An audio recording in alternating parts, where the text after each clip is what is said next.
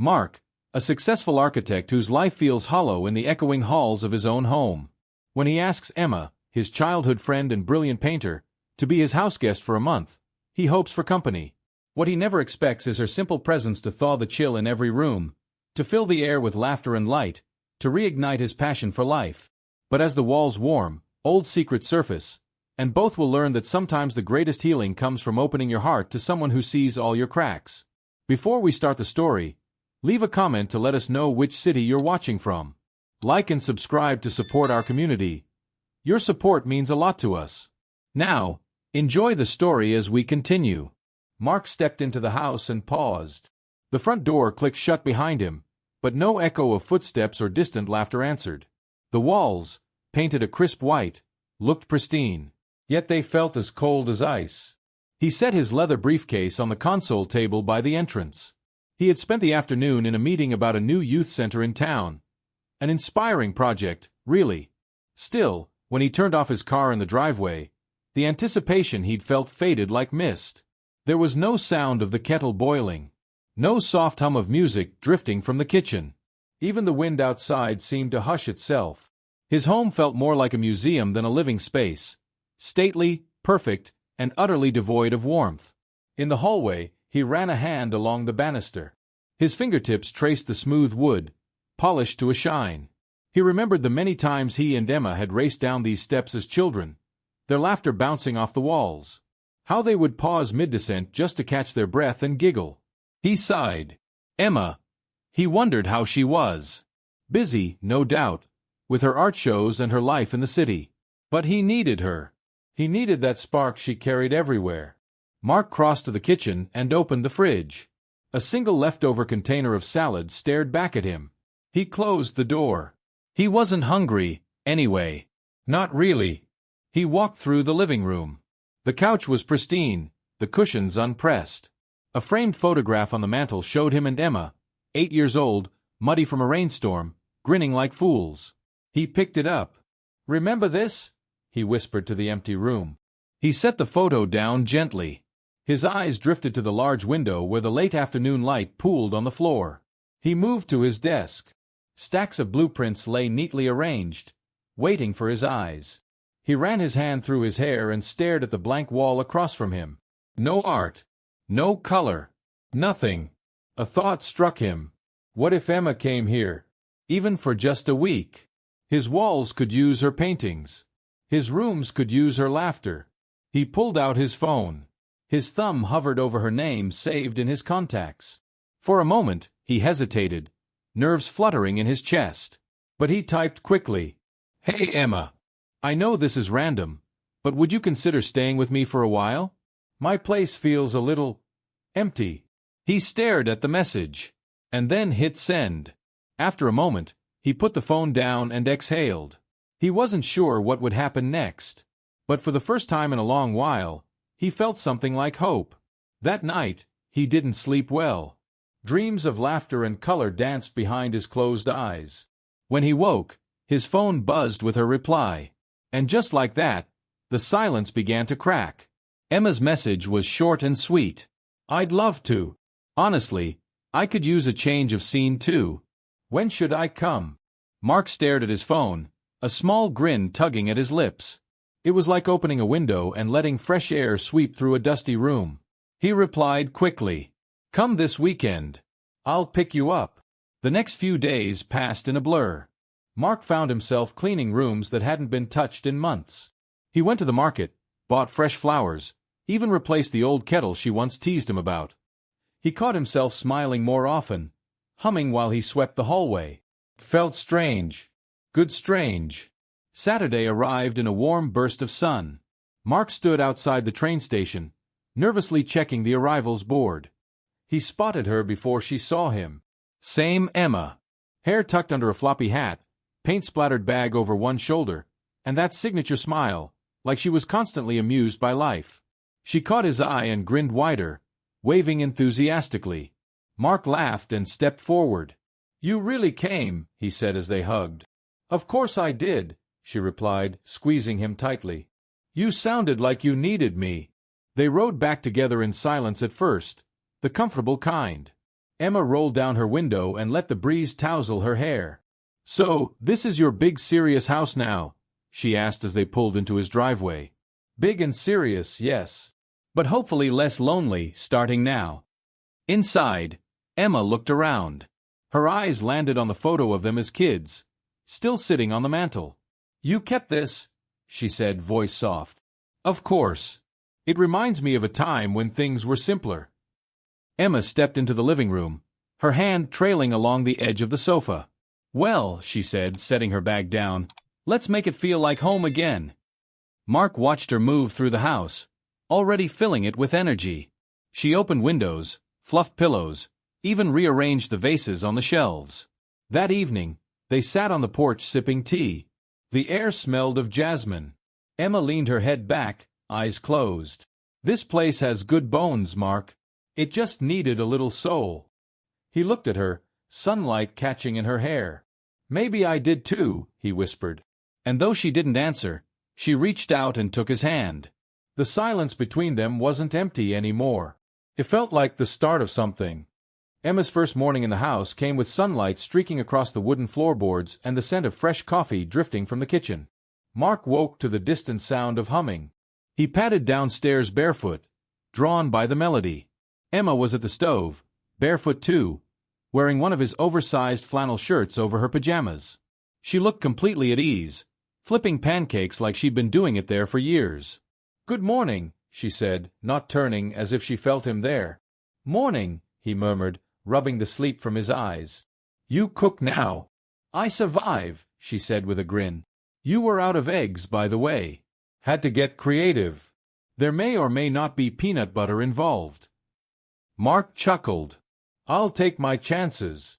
They ate by the window, where the light made the kitchen look almost golden. Mark watched her talk about her last gallery show, her fingers dancing in the air as she described a painting she was working on, a storm in blue and gold. She made everything sound like poetry. "You should paint here," he said suddenly. Emma blinked. "Here? There's a room upstairs. Used to be my dad's study. You could use it. The light's good in the morning." She looked at him for a moment, her smile softening. "I'd like that." After breakfast, Emma explored. She opened every door, peeked into forgotten rooms, ran her hands over old furniture like she was saying hello.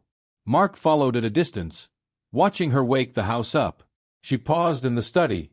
The curtains were drawn, and dust floated in sunbeams. She pulled the fabric open and stood back. "Okay," she said, hands on her hips. "This room wants to breathe again." Mark helped her clear out boxes, old architectural drafts, yellowed newspapers, and a model of a house he never built. She found a wooden easel tucked in the corner and gasped. "Mark, you didn't tell me you had one of these." He looked sheepish. "I bought it for you. Years ago. Just never gave it to you."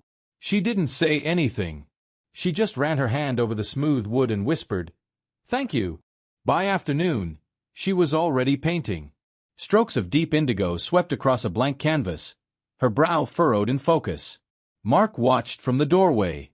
She belonged there in that room, with sunlight on her face and colors in her hands. That night, as they cleared dinner plates and argued about the best way to stack a dishwasher, Emma turned to him. "Do you ever talk to your house?" Mark raised a brow. "Talk to it?" "Yeah," she said, leaning against the counter. "I think homes listen. To silence. To laughter. To heartbreak. They absorb it all. And if you're quiet enough, you can hear what they're trying to say back." Mark looked around. The soft hum of the fridge. The creak of the old floorboards. The warmth in the walls that hadn't been there before. "Maybe I'm finally listening," he said. Emma smiled. "Good. Because I think your house has been lonely too." They sat again on the porch, side by side. A breeze rustled the trees. Somewhere, a distant owl called. And for the first time in years, Mark felt like his home had a heartbeat again. It started with a thunderstorm. The night sky broke open with a crack of lightning, followed by a rolling growl that seemed to rattle the windows. Mark stood in the kitchen, staring out as the rain fell in sheets, blurring the garden into watercolor smudges. He was about to turn off the lights when he heard soft footsteps behind him. Emma stood in the doorway, wrapped in one of his oversized sweaters, sleeves covering her hands. "Couldn't sleep?" he asked. She shook her head. "Too loud. Too many thoughts." He poured 2 mugs of hot cocoa without asking. They sat at the kitchen island in silence, the only sound the steady drumming of rain on the roof. "I used to love storms," Emma said softly. "When I was little, I'd crawl into my mum's bed and pretend every thunderclap was applause for some grand adventure." Mark chuckled. "That sounds exactly like you." She smiled faintly but then grew quiet, her gaze fixed on the swirl of cocoa in her mug. "Lately, though, storms feel different. Less like applause, more like warnings." He looked at her carefully. Her voice held something brittle. "What are you warning yourself about?" he asked gently. Emma hesitated. "That I'm running again." "From what?" She shrugged. "Loneliness. Pressure. Maybe even success. Everyone thinks I've got it all figured out because my name's in galleries now. But honestly, I haven't painted for me in months. Not until I got here." Mark said nothing, just reached out and brushed his fingers against hers where they rested on the counter. The contact was brief, but grounding. "You don't have to run here," he said. "This place, it can be a pause." Emma met his eyes, and for a long moment, neither spoke.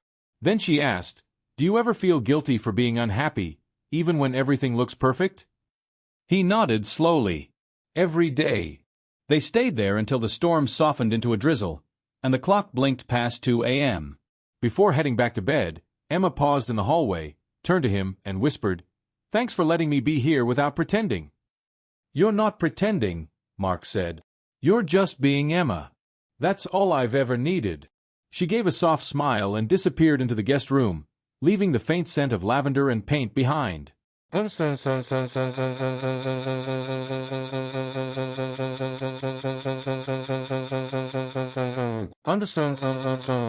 next morning, Mark woke to music again, but this time, it wasn't coming from the art room. It was from the kitchen. He followed the tune and found Emma standing on a stool, reaching to pin a small, bright painting above the sink. "You're decorating now?" he asked, amused. "I'm claiming space." "You should try it," she grinned. The painting was abstract again, whirls of golden yellows and spring greens, like sunlight caught in motion. "What's this one called?" he asked. "Morning After Rain." He blinked. "You painted this last night? Couldn't sleep, remember? Might as well do something with the ache." He didn't reply, just stared at the painting and then at her. The air around her seemed different now, lighter, but deeper too, like a well you wanted to fall into just to see where it led. Later that day, they worked side by side. Mark at his desk, refining designs for the youth center. Emma in her studio, music playing again, brushes moving with easy purpose. And in the quiet moments between focus and pause, they would glance at each other. Quick, lingering looks that said everything and nothing. That evening, Mark cooked. He wasn't the best in the kitchen, but Emma offered to chop while he burned. His words, not hers. They ended up with roasted vegetables, slightly undercooked pasta, and laughter that spilled louder than the music playing in the background. After dinner, Emma found an old record player in the storage room. She pulled it out, dusted it off, and spun a vinyl of vintage soul music. As the slow rhythm filled the room, she extended a hand. "Dance with me." Mark hesitated. "I don't really." "It's not about steps," she said. "It's about letting go."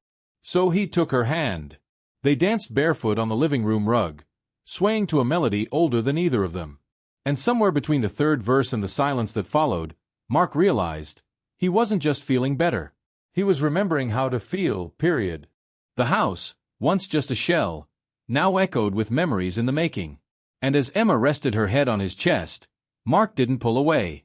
It had been a week since Emma moved in, and the house felt like it was exhaling, releasing years of silence one golden afternoon at a time. Mark found himself waking earlier, brewing coffee just the way she liked it, and lingering in the kitchen for her sleepy entrance. She always came in with one sock on, hair messy, muttering about dreams that tried to fight her. It never failed to make him smile. But that morning, she didn't come down. He knocked gently on her door around 9. "Emma." A pause. Then a muffled, "Give me a minute." He waited, arms crossed, listening to the creak of her bed frame and the shuffle of footsteps. When she opened the door, her face looked a little pale, lips pressed tight. "You okay?" he asked. She nodded too quickly. "Just a weird dream. I'll be fine after some air." They ended up walking by the lake, a quiet spot they used to bike to as kids. The water was glassy, sunlight dancing across it like scattered diamonds. Emma tossed pebbles into the ripples. "Do you ever feel like your memories trick you?" she asked. Mark raised a brow. "Trick how? Like, they were brighter than they really were. Or maybe you've edited them, made them kinder." He considered that. "I think we do that to survive." Emma dropped another pebble. "I used to think this lake was huge. Like an ocean." "It felt that way," he agreed. They sat on a fallen log, silence stretching between them, not heavy but thoughtful. "You know," she began slowly, "I almost didn't come. I was scared I'd find you changed. Or that I had." He looked at her. "Have you?" She met his gaze. "A little. But some parts stayed. The ones that mattered." Mark wanted to ask what she meant, but he let it hang in the air. Instead, he reached into his pocket and pulled out a tiny sketchbook, hers. "You left this in the kitchen." Emma's eyes widened slightly. "Oh, thanks." She took it from him, fingers brushing his. But instead of flipping it open, she held it to her chest. "I haven't shown anyone what's in here," she said. "You don't have to." "I want to. Just not yet." They walked back slowly. The sky was beginning to haze over with soft clouds. That evening, Emma painted with more force than usual. Bold strokes, deeper shades. Mark watched from the doorway, admiring the fierce concentration on her face. "Is that today's dream?" he asked gently. She nodded, still painting. Sometimes putting it on canvas helps. When she finally stepped back, Mark studied it. A small figure stood on a dock, arms outstretched, as waves loomed high above her, but instead of crashing, they parted around her. "It's powerful," he said. Emma looked at the painting, then at him. "It's not about fear. It's about surviving it." Later that night, they shared a quiet dinner.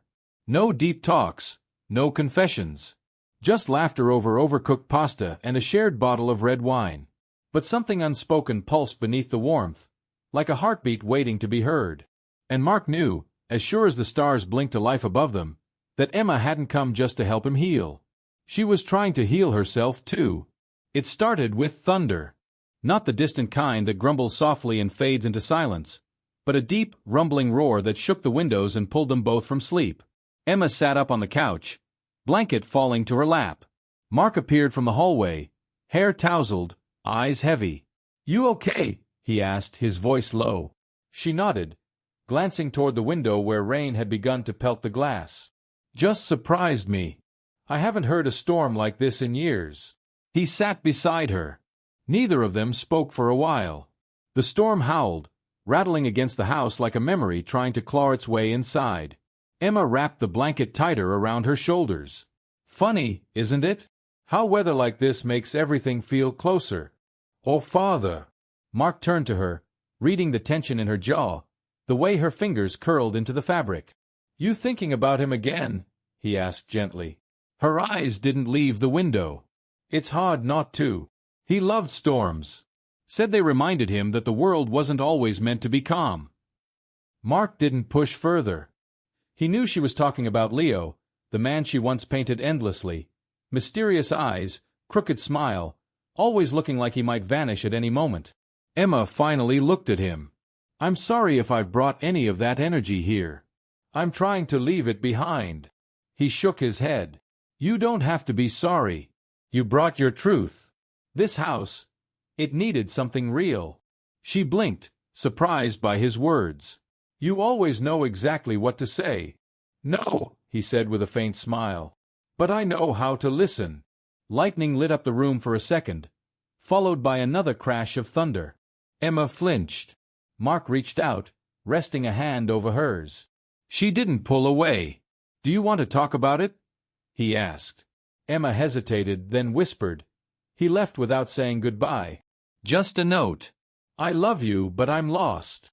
I kept asking myself, If I'd been louder, if I'd chased him, would he have stayed? Mark's jaw tightened. You shouldn't have had to chase anyone. She swallowed hard. You ever feel like some people are meant to stay in your life, but they disappear anyway? He nodded slowly. All the time. Silence returned, except now it pulsed with shared pain, the kind that doesn't need fixing, only witnessing. The storm eased after a while. Rain softened to a drizzle. Thunder a distant murmur. Emma exhaled. Thank you, she said. For what? For not rushing me to be fine. Mark looked at her, his voice quieter than the rain. You don't have to be fine. You just have to be here. Emma leaned into him, her head resting on his shoulder again. This time, it felt heavier, less like comfort and more like trust. They stayed like that until the storm passed completely. And when morning came, pale sunlight slipped through the curtains. The house, cleansed by rain and truth, felt more alive than ever. Not because it had changed, but because they had. The soft clang of the studio door echoed down the hall. Emma froze, brush mid-stroke, eyes narrowing as she stared at the hallway. That door. The one she hadn't opened. The one Mark always walked past without a glance. She wiped her hands on a cloth and stepped out. Mark, she called. No answer. The door was ajar. It had always been closed. Always. She hesitated before walking toward it. Inside, the air was stale, undisturbed. Dust hung in the sunlight like secrets suspended midair. A piano stood in the corner, covered with a cloth. Shelves lined the wall, filled with boxes, sketchbooks, old photo frames turned face down. And in the center, an easel. Emma stepped closer. On it, a painting halfway done. Her heart skipped. It was her. Not as she looked now, but how she looked the last time she and Mark had seen each other before she left for the city, years ago. Her smile caught mid-laugh, her eyes alive with mischief.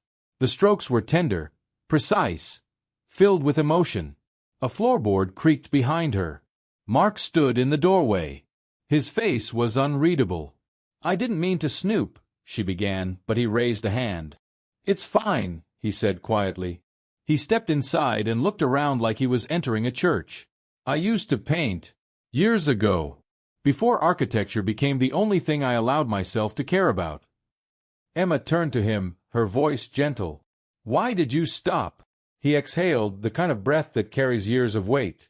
Because creating something from your heart means risking someone seeing too much. She moved to the painting, lightly brushing her fingers over the edge of the canvas. You painted me. Mark nodded. You were the last person I could paint without fear. Silence stretched between them.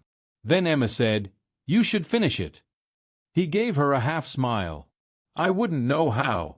She stepped back, voice firm. Then start something new. Here. Now. That night, the music was different in the house. Mark pulled the cloth off the piano. He ran his fingers along the keys like he was touching a long-lost friend. He didn't play. Not yet. But he sat down. That was something. Emma returned to her room and stared at the canvas she'd left unfinished earlier. She picked up her brush, dipped it in ochre, and added a streak of light down the center. New beginnings needed their own color. Meanwhile, in the hallway, Mark stood outside the closed studio door. He rested his hand against the wood. No longer afraid. The past still lived in that room. But now so did a possibility. And possibility, he was learning, could be louder than fear. Rain slammed against the windows like it was trying to get in. The sky was a deep, moody gray, and thunder cracked overhead, rattling the wine glasses on the shelf. Emma stood in the living room, arms folded, her gaze fixed on the storm. Mark entered from the kitchen, holding 2 mugs of cocoa.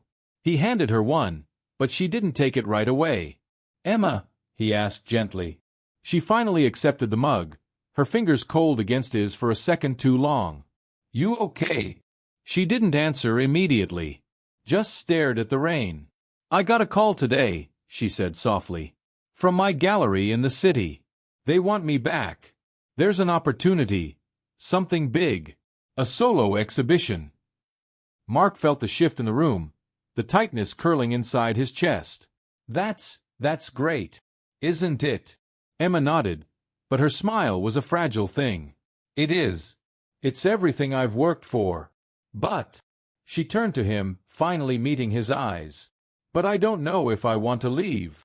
Silence stretched between them. Outside, lightning split the sky, casting jagged shadows across the room. Mark took a sip of his cocoa. You should go. You've earned this. Emma sat down on the couch. That's the thing. I've spent years chasing something.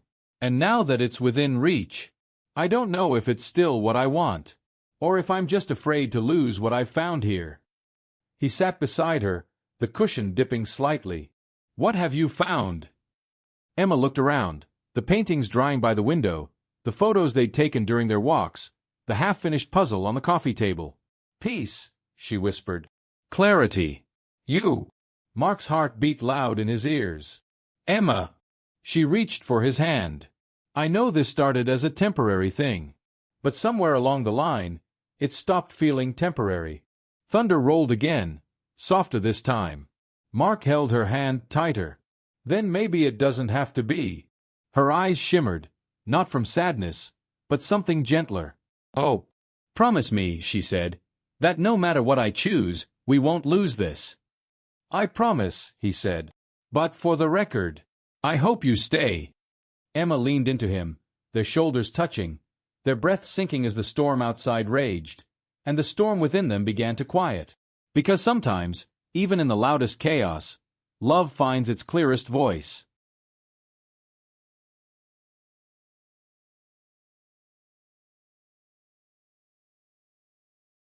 Emma stood in front of the mirror, twisting a silver earring into place. The soft dress she wore flowed just past her knees, a pale seafoam green that made her eyes look brighter.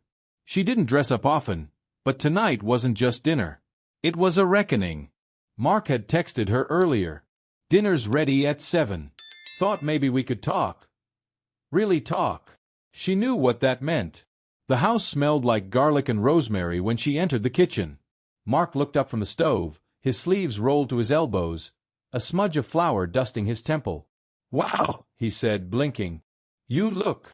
Emma raised a brow, smiling. Like someone who's about to walk into a very honest conversation? He laughed nervously. Something like that. They ate slowly. It wasn't awkward, just careful. Words were chosen like ingredients. Measured, not rushed. After clearing the plates, they sat by the window. The breeze carried in the distant scent of rain. Emma pulled her legs onto the chair, facing him.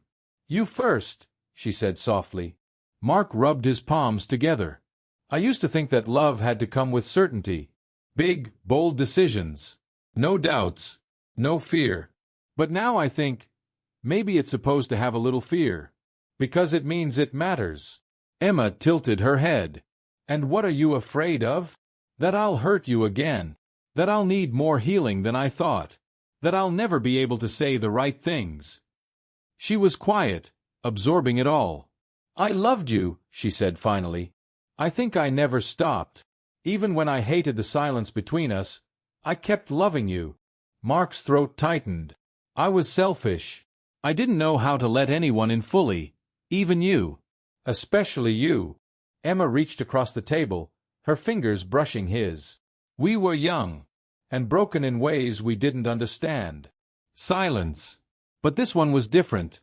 Gentler, easier. I don't want to go back, she continued. I want to start where we are now. If we're doing this again, let it be new. No patchwork. Just truth. Mark squeezed her hand. Then here's my truth. I think about you in quiet moments. When I water the plants. When I'm drinking coffee and the sun hits the counter just right. You're there. And I don't want to imagine any of it without you anymore. Emma's eyes filled, but she blinked them clear. You're not the only one who's been imagining. There were no grand declarations. No music swelling in the background. Just two people, finally saying the words that had waited years to be spoken. Later that night, they sat on the couch wrapped in a single blanket. A movie played in the background, but neither of them watched it. Emma turned her head slightly. You know what scares me? Mark looked down at her. What? That this could work. And I might finally be happy. Mark smiled, kissing her hair. Let it scare us. We'll figure it out. And for the first time in a long time, both of them believed they would. It had been 3 months since that quiet dinner, the night they both peeled back the layers they'd wrapped around their hearts.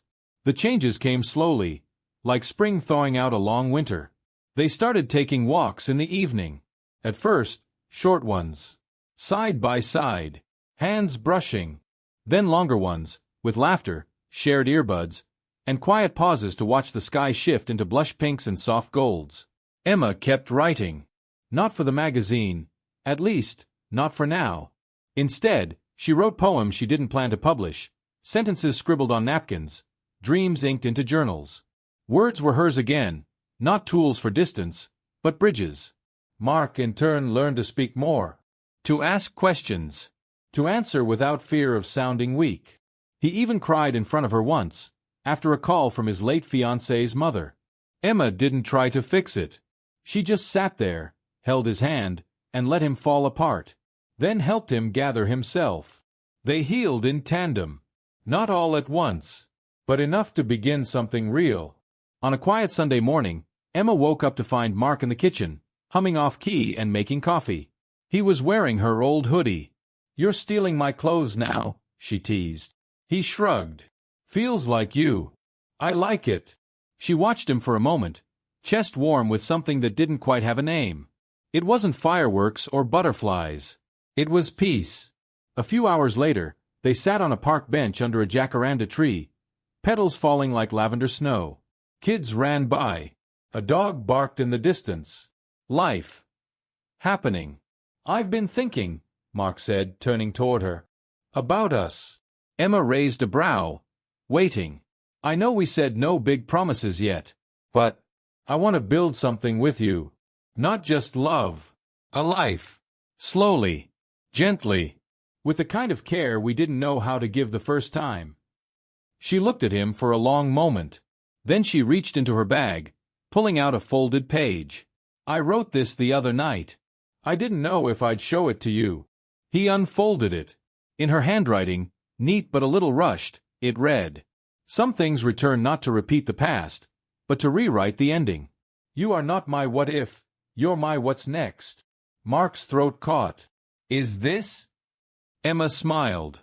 "It's a yes." He didn't propose that day.